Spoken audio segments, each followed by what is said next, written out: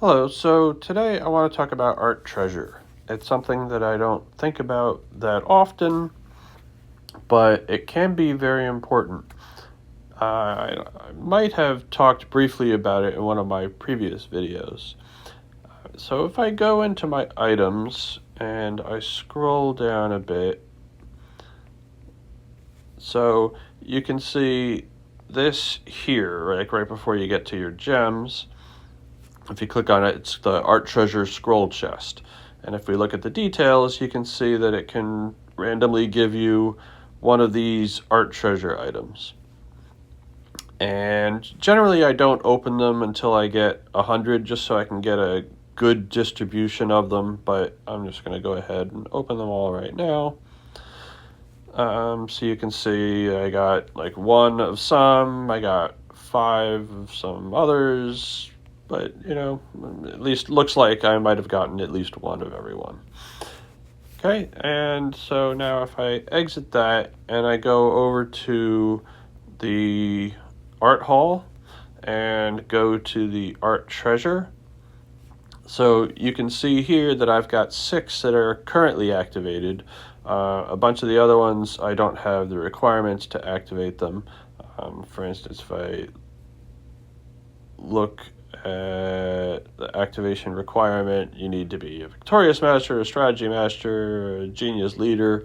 A lot of these, you require all 3 of the generals in a particular line to be owned or previously owned, and a lot of them aren't even available to you until you're K35. I'm only K34, so I can't quite get there yet. But you can see I've got the little red dot on a couple of these, which means I have enough items now to be able to upgrade them. So if I go to Mona Lisa, I can see here that I have 531 and I needed 520 of these particular scrolls, the Mona Lisa scroll. And so currently I'm getting these kind of boosts to my production. And once I upgraded it, then it's going to increase to these numbers. So I'm going to go from 32% to 48% resources production in my city, which is very nice because I'm often very low on resources. And then the gathering speed, I'm not that in need of, and then the extra resources from gathering is always helpful. So I'm going to go ahead and say upgrade for that. And then I can go into the Terracotta Army, which it says I'm also eligible for. And you can see that my numbers right now are for in-city attack, which I don't really do SVS, so it's not that relevant there. But for battles, BOC and BOG, these numbers could be helpful, going from 25% bonus to a 40% bonus. So I'm going to go ahead and upgrade that. The other ones, like I've already gotten to level 4 for Excalibur, which gives the marching armies bonuses for ground, ranged, and mounted. The Great Imperial Crown, which is for your sub-cities. The Discobulus for training, march speeds, and such. And the Tutankhamun's Mask, which gives just bonuses to your hit points for most of your army members. So, and these are all passive bonuses. You don't have to do anything in order to get them, other than just make sure you go into your art hall every once in a while and see if any of them need an upgrade. And similarly, if I go back into my items and scroll down again, so you can see this here, the treasure box. And if you look at the details of the treasure box, it gives you all these different treasure fragments. And these are similar kind of passive bonuses that you get.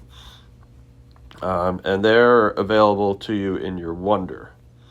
And so if you go to your wonder and go to Civilization Treasure, you'll find the items here. And I'm not close to being able to upgrade any of these, so I'm not even going to bother to look.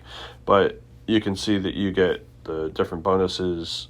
So you get bonuses that are available for you just in general, and then so because all you need to do is own them for these, and then you have the ones that if you use it, then you get this bonus, the gathering speed. And I use these all the time. For instance, the mask, gives you these passive bonuses, but if you activate it, it gives you a construction speed bonus. So like today is Civ Dev Day, and so before I start any projects, I definitely make sure I use the mask so that I'm going to get that 6% construction speed bonus. And then similarly, if I'm doing research, I'm going to go ahead and use the Code of Hammurabi. If I'm going to do some training, I use the 7-branch sword. If I'm going to do some healing, then I use the Globus Cruciger. Some of the other ones, the training speed, I probably should have that just set as the default so it always happens, especially overnight. I often forget to do that. And then this one's just a march speed to monsters. So if you're interested in making your marches a lot faster, then you can do that. But once again, those treasures can be really helpful, and I often forget to check to see if they can be upgraded.